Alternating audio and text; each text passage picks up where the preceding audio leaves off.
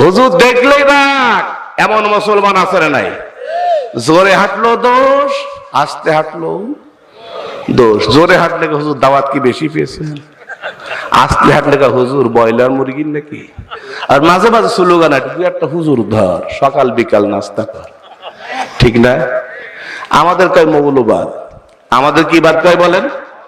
মৌলবাদ। আল্লামা সাইদি সাহেব মৌলবাদের ব্যাখ্যা দিচ্ছেন, জোরে বলো ঠিক কিনা?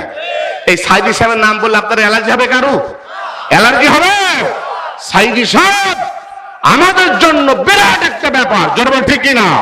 গোটা বিশ্ব থেকে চেনে, কথা বলো ঠিক কিনা? এরা প্রত্যেকটি কথা বাস্তবায়ন হয়েছে। তিনি মৌলবাদের ব্যাখ্যা দিয়েছিল, মূল মানে আসল, মূল মানে ইসলাম, মূল মানে কোরআন, মূল মানে হাদিস।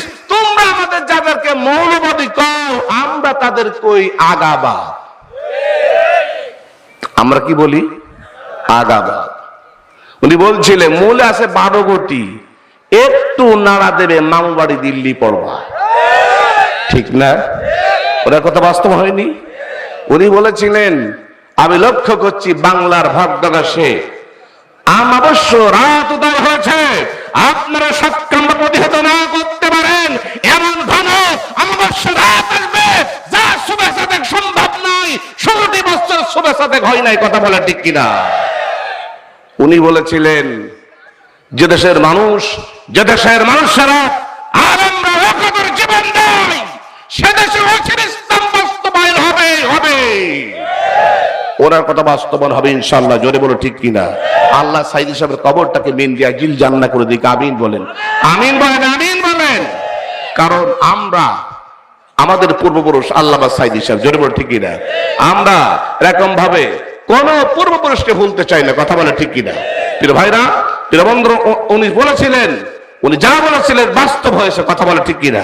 প্রিয় ভাইরা, আসুন, সেই হুজুর দেখলে রাগ হয় এমন লোক আছে না নাই? কিন্তু কুষ্টিয়ারবাসী ভাইরা অনেক ভালো, আপনাদের বিপক্ষে যাব না। আমি আমার চুয়াডাঙ্গার কথা বলছি, হুজুর দেখলেই রাগ হয়।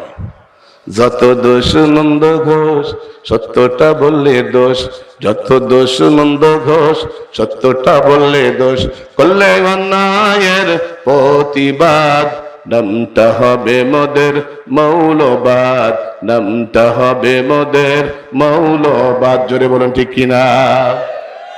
সত্য কথা বললে মৌলবাদী কয়, কোনো সমস্যা না।